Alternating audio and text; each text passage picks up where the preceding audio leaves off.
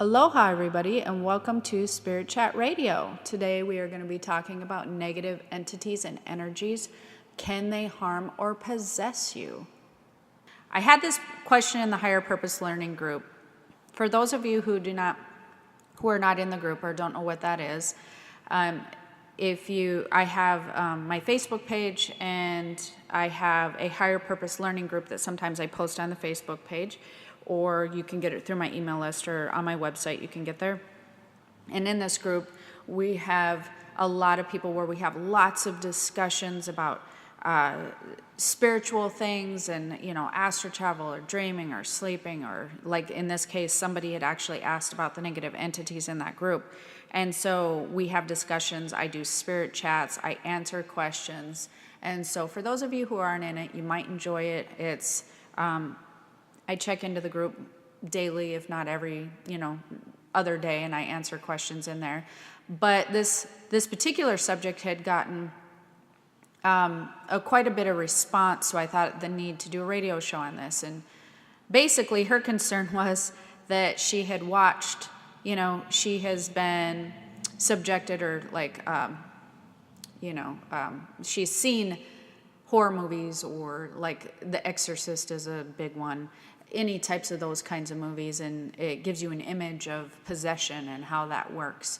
And so I'm going to explain this a little bit more and break it down, as I had told some people, because I also talked to another girl this week who had children who was seeing spirits, and that's going to be another radio show that I'm going to do. But I finally asked her, what is your main concern over seeing spirits? And she said, well, I watched The Exorcist when I was little, and she was worried about possession. And that's a valid fear that people who don't really understand what's happening, it scares people. And so I want to kind of put these fears to rest for you guys and explain more of what happens, and if that can happen to you or not. So we'll just start out by saying the stuff that you see on the movies, first off, is just that, what you see in the movies. The chances of you becoming possessed by a spirit, or someone you know becoming possessed by a spirit, is you have a probably way better shot of hitting the lottery. I mean, or even knowing somebody who, it's like ridiculous, the odds of that actually happening. And so the reason I know a lot of this stuff is because I am a channel. And so what is a channel? A channel is someone who can actually merge with a spirit, or I can go into a trance-like state, and spirits can merge with me and come in to my body and talk through me or with me. I can allow them fully in, which means that I can allow them to kind of take over as a vessel. You become sort of removed from your body and they can talk through you, or I can merge with them and their words and stuff come through me. They sort of come out my mouth without, it's a very strange feeling for those of you who do not know what it is, or maybe have done it yourself and don't know what it is. You basically are talking without anything registering kind of in the brain. It's like you don't have a thought process that goes along with it, just words start coming out your mouth. So that's another way that you can do that. And because I can do that, I know that there has to be permission for any spirit or entity to merge with you. But before we get into that aspect of the stuff, there's one very, very important thing that people need to know. Just like this girl that I talked about with the children. Everybody vibrates differently. We all vibrate, and I know you guys have heard me talk about this like 1,018 times, but I'm going to repeat it again for those of you who maybe have forgotten or are new. When everybody vibrates energetically, let's just pretend like there's a scale of 1 to 10, and 10 being the highest and 1 being the lowest. What happens is, for any spirit to really even merge with you, if you are a channel, because some of you might be going, well, oh my gosh, what if I'm a channel and I don't even know it? For any of you to have a spirit even merge with you, you have to be on the same vibration. You have to give or take a number or two. So for instance, most people vibrate at a 5 or a higher, we'll just say, on the scale of 1 to 10. not as many people vibrate on a scale of like 1 to 3. That's like a really low number, okay? And so let's say you know you have good days and bad days, so you move along this vibrational scale, but you cannot, even if you are me, a spirit cannot merge with me. I cannot channel with a spirit if they do not match my vibration at all. So for those of you who are worried about spirits coming into your body and them being negative spirits like the exorcist or whatever, in order for that even to happen, you would have to match that entity's vibration. And that vibration would be, obviously, if it would be something like the exorcist or whatever, it would have to be a very, very low vibration. And if you were that low, I guarantee you would not even be listening to this radio show anyways, so it doesn't even matter. You wouldn't be remotely interested in anything spiritual or high vibration wise or raising your own vibration. You would not be interested. So anyways, what happens is if you don't match vibrations, you will repel a spirit out your body. It's the way I explain it to people is it's like, you know how if you flip a magnet and the magnet repels, it's if you don't match vibration, it's like you flip that magnet and try to stick it together. It will not work. It will repel a spirit away from your being, away from trying to merge with you. It will repel it out very sharply. It will not be able to merge. Now, if you match vibrations, it can be like the opposite part of a magnet. You can come together. You can attract. You can come together. And so anybody, again, who's worried about attracting a low entity, it's just, you would, like I said, you would have to be in such low vibration to attract anyone like those types, even if you were a channel, that you would not be listening to this show. Those types of people are very depressed, they're angry, they're basically what I call a gray spirit or a gray entity. Living people can have a different colors to their energy field. These people tend to be gray when they have a low vibration. Anybody who's interested in raising their vibration and that are basically good people tend to have a white color to their vibration. And so the people who that would happen with would be very low gray energies. That would be who could merge even if they had the ability to channel. Now, you still have to have the ability to channel as well.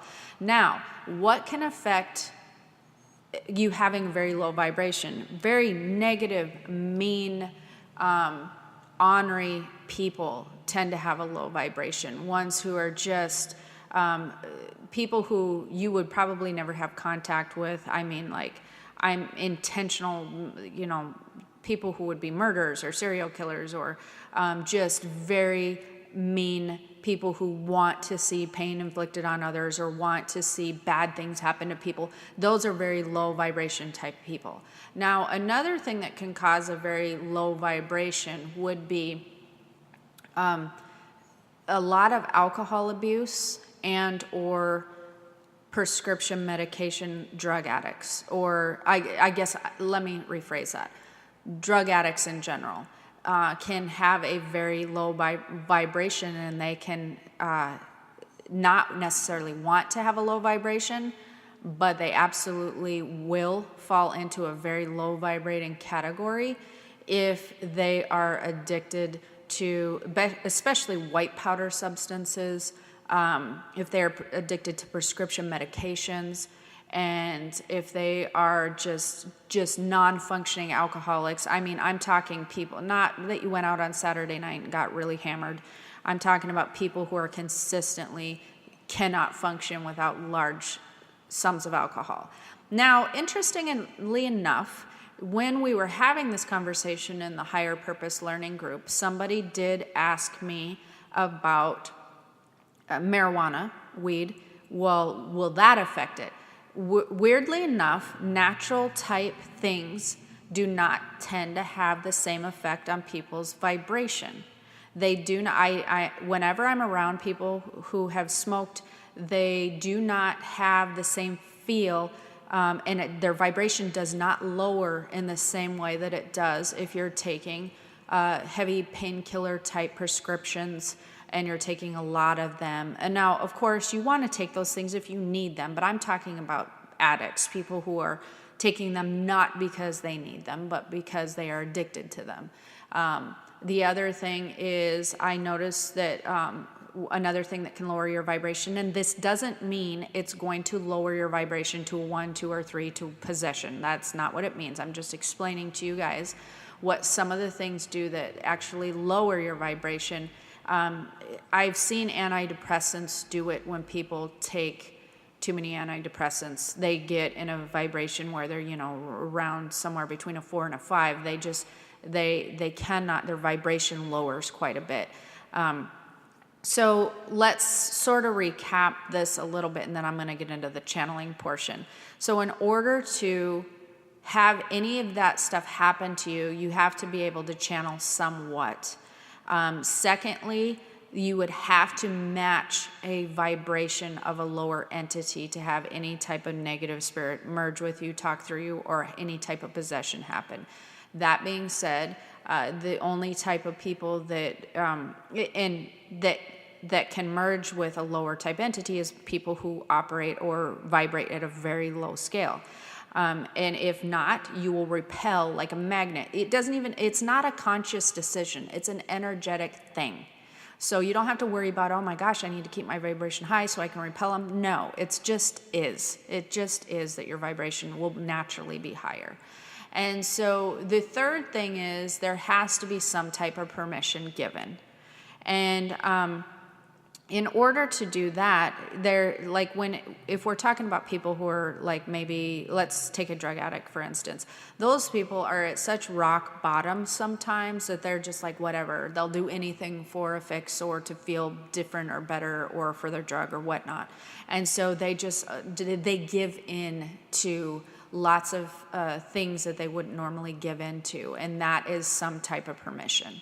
And so then other people who are not necessarily good people, who like to see other people suffer and whatnot, those people gladly accept in lower entities because they match their vibration, and they're gladly giving permission because they want to see havoc wreaked in, around them. So that's a whole different thing. Now, if you are vibrating higher, even if you would like to merge with a higher entity or like a higher vibration spirit, you still have to give some type of permission for them to merge with your physical body, which is the vessel that you use while you're here. There has to be some type of an agreement or an acknowledgement that it's okay. So if you're a channel and you're concerned about it even merging with higher vibration spirits, you still have to give some sort of permission. It doesn't have to be a prayer that's like, yes, I will, let you in. It can just be a knowing of yes, you're allowed, that type of thing. So the lower vibration spirits cannot affect you if you're a high they can affect you, but they're not going to merge with you if you're a higher vibration. So long story short, you really basically, the chances again of you experiencing for that to happen, for you to know somebody that happens to, I mean, unless you're in the line of work of, I don't know, I guess, helping people who think other people are possessed, the chances of you running into that type of thing is so slim to none. It's ridiculous. And the movies are the movies for a reason. They're just there for entertainment. It is the entertainment industry.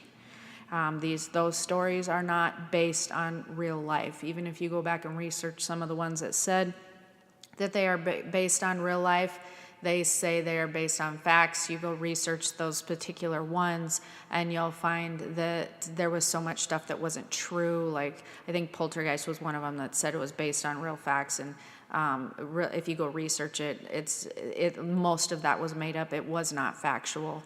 And there was like a lawsuit or something that surrounded that as well. So as far as your lovely, beautiful kids are concerned, or you're concerned, as you're learning to develop and you're learning to speak with your spirit guide and tune into higher spirits.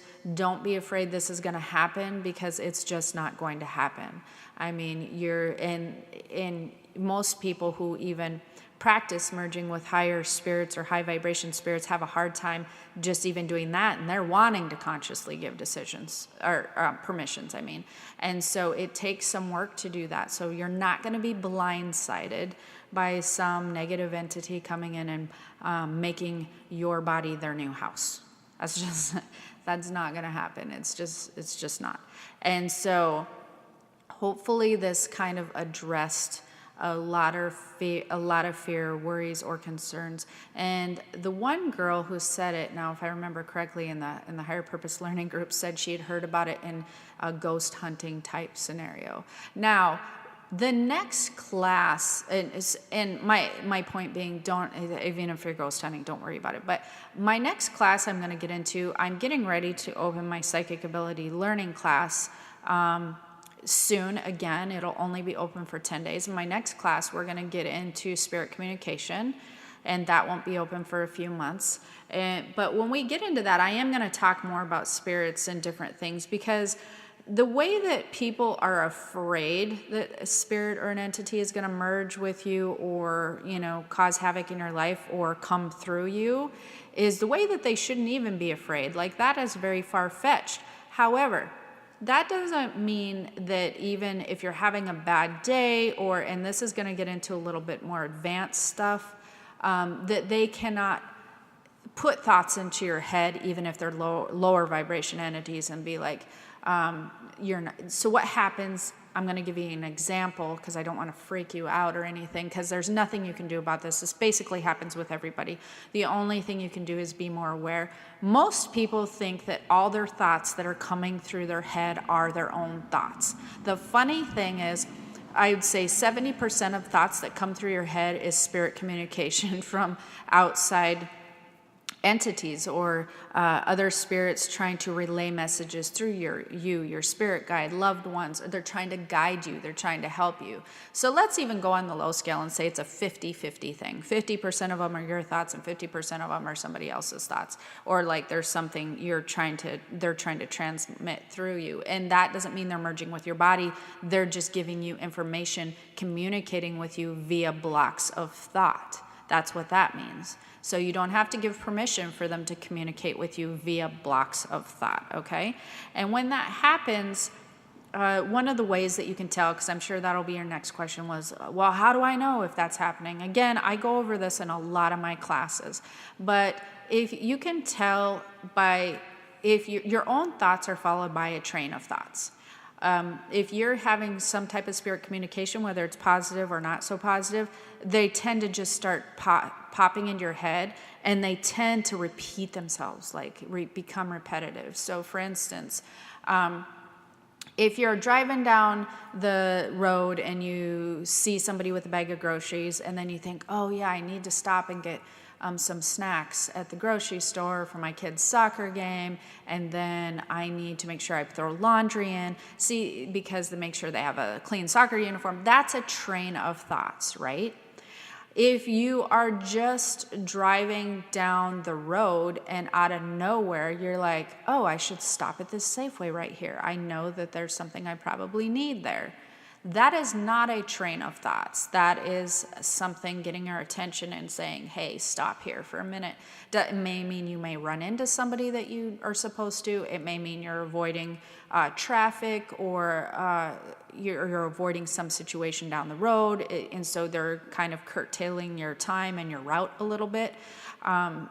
That's another way that they communicate with you. So the other thing that people, if you're nervous about negative entities and things of that nature, one of the things that I do see a lot is negative entities causing havoc in people's lives by communicating with them and explaining to them that they're worthless, that things aren't going to work out for them, that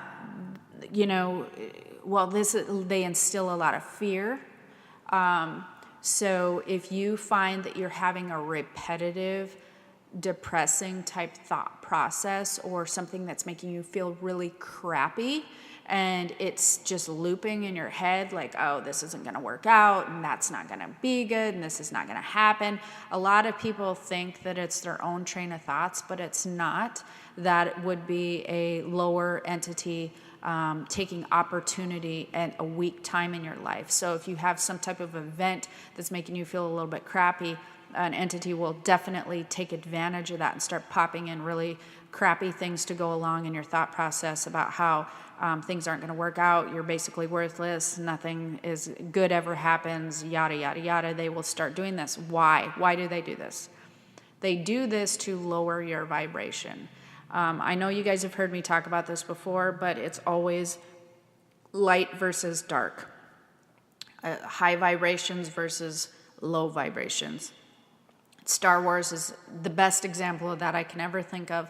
I know I've talked to you guys about that before, but it's constant battle between light and dark entities and vibrations, and the light side versus the dark side. And they use any opportunity, the dark side will, to try to come in and make you lower your vibration. The more that people lower their vibrations, the more that they can feel like that they can manipulate people through, communication and blocks of thought if their vibration is lower. So they will definitely want to catch you at those times and start feeding you a bunch of junk and make you feel bad so that your vibration lowers.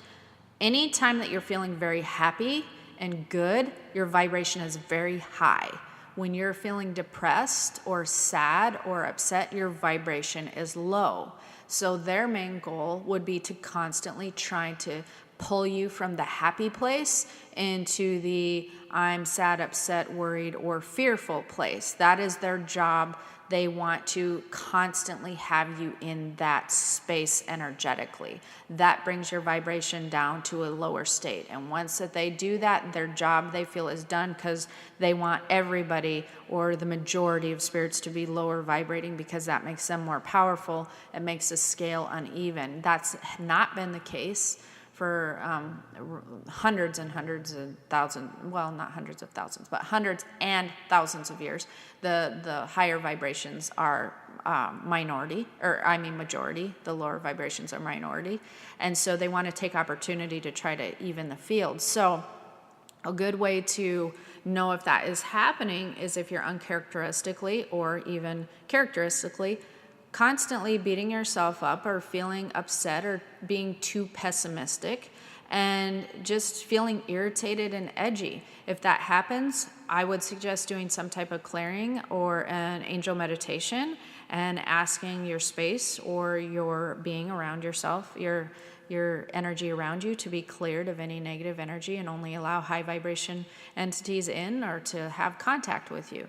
And again, I do cover a lot of that stuff in my classes. So if you're interested in learning more, there's the classes, and I do cover a lot of those. I even give an angel meditation specifically for clearing that I love, and I use myself all the time. So it happens to everybody. It even happens to me. I can catch but everyone's just so used to it anymore. They think it's just a pessimistic way of living and their behavior.